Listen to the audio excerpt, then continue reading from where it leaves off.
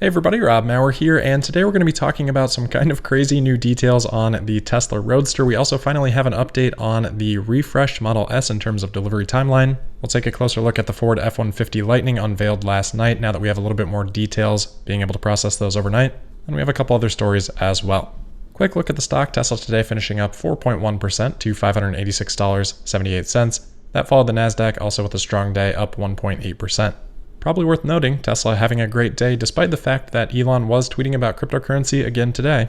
So just a reminder that, maybe that's not what's caused Tesla stock to drop. Alright, so let's get into the Roadster. The Roadster, starting yesterday, has been on display at the Petersen Automotive Museum in LA.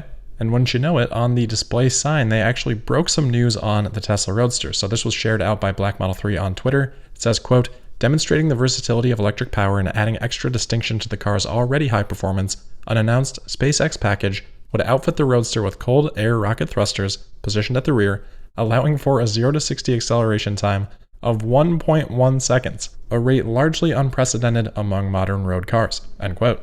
So not sure why they added largely unprecedented. I think they would have been safe to say completely unprecedented there, since they do specify road cars. But anyway, while we've obviously heard about the SpaceX package before, this is the first time that we've seen the actual mention of a true 0 to 60 time at a mind-blowing 1.1 seconds. Elon today did confirm this on Twitter, saying, quote, yes, with the SpaceX rocket thruster option package, it will be safe but very intense, probably not wise for those with a medical condition, same as hardcore roller coaster, end quote. It's also been a little bit up in the air in the past how these thrusters might work if Tesla does go down this path. Elon today saying on Twitter, quote, it will have high-pressure air rocket thrusters behind a license plate that flips down, bong James bong, end quote. So that concept is an idea that Elon has brought up in the past, but I think when he last talked about it on the Joe Rogan podcast, maybe a couple months back, he still sounded a little bit uncertain with that. So it sounds like, based on this tweet and also them now confirming this 1.1 second 0 to 60 time, maybe Tesla's made a little bit of progress in terms of finalizing the design of the SpaceX option Roadster. In this tweet thread, Elon also had replied to someone asking a question about the Model S and had referred to the thrusters. So just for clarification's sake, in case anyone saw that, Elon did clarify that he was talking about the Roadster there. So no SpaceX package for the Plaid or Plaid Plus Model S. And then Elon also replied to a photo of the Roadster on display at the museum, saying, and I think he got autocorrected here, production article will look different, parentheses better, presumably meant vehicle there instead of article. Not exactly sure how Tesla's going to pull that one off. The Roadster already looks pretty great, but it does point again in the direction of Tesla making some progress in terms of finalizing the final production vehicle. So really exciting to see some of that. As for the Model S, also some exciting news here. Elon tweeting that Tesla is going to be holding a delivery event for the Model S Plaid on June 3rd at Fremont. So we've finally got a date there. In the last couple of days, there have been some sightings of refreshed Model S's stacking up at Fremont. So production, at least at some level, is rolling now. And this June 3rd delivery date follows updates for a lot of order holders in terms of their delivery window. A lot of those got shifted to June 1st to June 30th. So hopefully with this delivery event now scheduled, we can put a little bit more weight in those estimates. The other thing to watch for here is that Elon saying this is going to be a delivery event. Maybe we get an update from Elon on the Q4 earnings call. We have to go back a little bit of a ways now, but you may remember that Elon said that they were going to provide more details on the refresh in a week or two, saying, quote, there are actually a lot of great things about this. I'll do another call about the Model S later, end quote. Well, we never got that call. Hopefully now with deliveries starting, we'll get whatever Elon was saving for that call. So a lot to look forward to there in June, and it ensures that to some extent we'll have some Model S deliveries in the second quarter numbers. Rounding out Elon's tweets here, as I mentioned at the beginning, Elon did continue to tweet about cryptocurrency today. We're not going to go through every tweet. Just to highlight a couple here, Elon shared a photo of his laptop with a Doge dollar sticker on it, saying how much is that Doge in the window, later adding that that is his gaming laptop, and emphasizing that it's never had a sticker on it until now. Which, to that I will add, hint hint. Then again later on, Elon replied to a thread from Dave Lee speculating that it might be plausible that Elon has a large Doge holding, saying that he doesn't think the involvement with Doge will end anytime soon because without Elon, Doge could fall back to, a cent or less. And then added, quote, to clarify, I don't think Elon would ever sell any of his Doge holdings. He's the ultimate hodler, end quote. Elon replying specifically to that last tweet, so not necessarily confirming that he has a large holding, but replying to the thread and that last tweet, saying, quote, yeah, I haven't and won't sell any Doge, end quote. All right, next up here, we've got news of Elon Musk visiting the UK. Sounds like he stopped over there before heading over to Giga Berlin. And for not the first time, of course, this has stoked rumors of potentially a Tesla factory in the UK. Per BBC here, quote, "The Telegraph reported that regional authorities, including those in Teesside and the West Midlands, were given an unusually short 48 hours to prepare bids for a 250-hectare site without being told what company the bid was for," end quote. So the timing there is definitely interesting. The size is interesting, so 250 hectares is 618 acres. Giga Shanghai started at about 210 acres, Berlin 740 acres, Texas much larger at 2,500 acres, but 618 acres is definitely in the ballpark for Tesla to have Gigafactory scale. As I said, not the first time we've heard rumors like this about a potential UK factory. Before Giga Berlin was chosen as a location, we heard these a lot. After Berlin was selected, we did hear Elon say that Brexit made it too risky to put a Gigafactory in the UK, but that's been almost a couple of years now, and of course, things have evolved since then.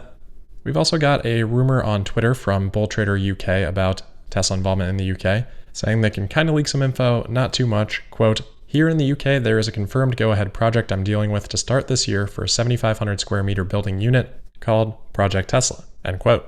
They said that that is for the main building and would also be accompanied by some smaller structures, and that it would be in Northamptonshire.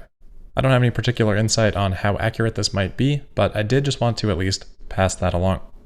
All right, next up here, let's get into the Ford F-150 Lightning unveiled last night. Of course, I did the live stream and shared some of my initial thoughts there. I would say my initial reaction was relatively positive, based a lot on that $40,000 starting price point. Now having some time to look through the website, see the tech specs, kind of pull back the layers of marketing that Ford had on last night. Here on day 2, I'm definitely less positive than I was yesterday, which is pretty unsurprising. So let's go through some of the key elements here. We'll start off just with the basic one. So price, $40,000, thought was a great starting price. Turns out that is for the quote-unquote commercial version, which we pretty much have no detail about other than obviously how it's probably going to look, the starting price, and then the 230-mile range. There was also a little bit of extra confusion around that commercial version because Ford said we'd learn more about it on 5/24, which kind of made it look like May 2024. Ford did clarify they meant this year, so this upcoming Monday we should hear more about it. We'll have to wait for the details on that to pass full judgment. But in terms of what Ford showed last night, if we set aside the commercial version, the next cheapest price starts at $53,000 MSRP. And we can see from the tech specs that Ford has posted, which I will link to in the show notes if you want to review those, that is still with a standard range battery, with the extended range battery being optional. One trim level up to the so-called Lariat, that still has the standard range. You have to go up to Platinum to get the extended range battery as standard. So I haven't been able to find anything on Ford's website about the pricing for the extended range battery, but I did see an article from the New York Times which says that a version with a range of 300 miles starts at $59,974. So the pricing is not looking as good as it did yesterday. You have to go minimum $60,000 to get that 300-mile range. Otherwise, you're at $230,000. It looks like the cheapest version that retail customers may be able to get might start at $53,000. Again, we'll wait for the details on that commercial version, but I'm not thinking that's probably going to be a high volume thing from Ford. It's looking to me right now like Ford's putting that in the lineup so that they can say the Ford F-150 Lightning starts under $40,000. We'll see how that develops, but it's hard to be too critical of that. It's not like Tesla hasn't really done similar things, going back all the way to the 40 kilowatt hour Model S onto the $35,000 Model 3, which obviously took some time to deliver. Tesla ended up eventually taking that even off menu.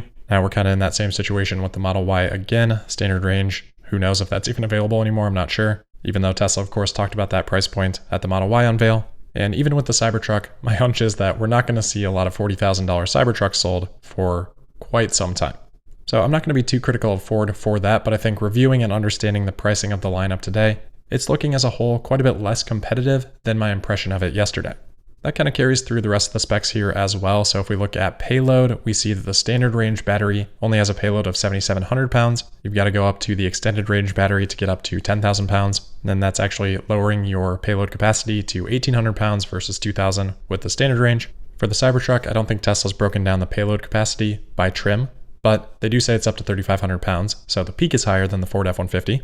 Similar with the towing capacity, tri-motor Cybertruck, Tesla says 14,000 pounds plus towing capacity. 10,000 plus on the dual motor, and then 7,500 plus on the single motor. So similar or better there. Likely similar for acceleration. Remember Ford said the peak 0 to 60 mid 4 seconds. So my guess is that's probably for the Platinum, the highest trim version, which we don't have the price yet, but above 60,000, where Tesla's saying under 4.5 seconds for the dual motor $50,000 Cybertruck. Same thing there on the range too. Tesla's saying 300 plus miles on the $50,000 Cybertruck. With the F-150, you've got to step up to at least 60,000. All right, so then big question, what about the battery? Ford doesn't share that in the tech specs. but in their online brochure, they do share this charging guide. And the left-hand side here shows the time it would take to go from 15% charge to 100% charge on a 32 amp charger at 240 volts, meaning we get to do some fun math here to try to work into that battery size. I promise it's not too hard. 240 volts at 32 amps is 7,680 watts, so 7.7 kilowatts. They say the standard range from 15 to 100%, that would take 14 hours. So ignoring any taper for a second here, 7.7 kilowatts for 14 hours would be 108 kilowatt hours. And again, that's 85% capacity, so add the extra 15% on there, and you get a 127 kilowatt hour battery pack. Now, when you get close to 100%, there is going to be some taper there. I looked at Tesla's supercharger curves, and Tesla was still pulling 8 kilowatts, pretty darn close to full, maybe 97% or so. So I think a conservative estimate here is just to say, okay, let's just assume that last hour of those 14 hours, let's just say that tapers down to average about half over that last hour, so about 3.8 kilowatts. If that's somewhere close, the same math again would get you to a 122 kilowatt hour battery pack. So my math and my guess is that it's somewhere in between 122 and 127. Again, that's for the standard range, and that depends on the taper, depends on the buffer. We don't have that information here. As for the extended range, Ford says that would take 19 hours on the same charger. So again, assuming the same math, that would put the maximum capacity for the extended pack at 172 kilowatt hours. And again, accounting for the taper, probably more like 167 kilowatt hours. So my guess is somewhere in that range. So rounding to the nearest 5, we're probably somewhere around 120, 125 on the standard range and 170 kilowatt hours on the extended range. Pretty big packs. As for charging those packs, it's not looking great. Looks like the peak charge capability here will be 150 kilowatts. So Ford says on the standard range, 44 minutes to go from 15% to 80%, which is about 144 miles. As for the extended range, you'll recover 195 miles in 41 minutes. Again, we don't know how that charge curve is going to look for the Cybertruck yet, but Tesla did hint at the unveiling at greater than 250 kilowatt peak charging. Combining that with a vehicle that looks to be quite a bit more efficient, we'll likely see a pretty big disparity between miles added per time, which for charging at the end of the day is all that really matters. So after reviewing everything that is out there for the Ford F-150 right now, again, we'll have to wait for Monday for the update on the commercial vehicle. It's definitely not looking competitive with the Cybertruck at this point, probably a $10,000 to $15,000 disadvantage. And while we don't know what Tesla's profitability is going to look like on the Cybertruck, we've got more of a track record for their vehicles there than Ford's electric vehicles. So on a cost basis, the discrepancy could be even larger. That said, regardless of how the specs compare, there's going to be a market that doesn't want the Cybertruck, wants something more traditional. And I think the Ford compares relatively well with the other options from, let's say, Rivian. Then I guess you've got the Hummer EV. So there should be plenty of space in the market for the F-150 Lightning.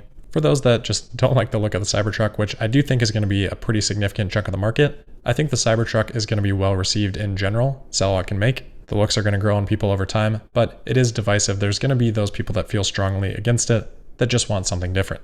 So those are my thoughts after a day of thinking with this. This isn't meant to be a full review. Obviously, there are other features and benefits that the F-150 has that we talked about yesterday that we didn't have a chance to cover here. This is meant to go through some of the details that we learned overnight and some of the comparisons with the Cybertruck on those details.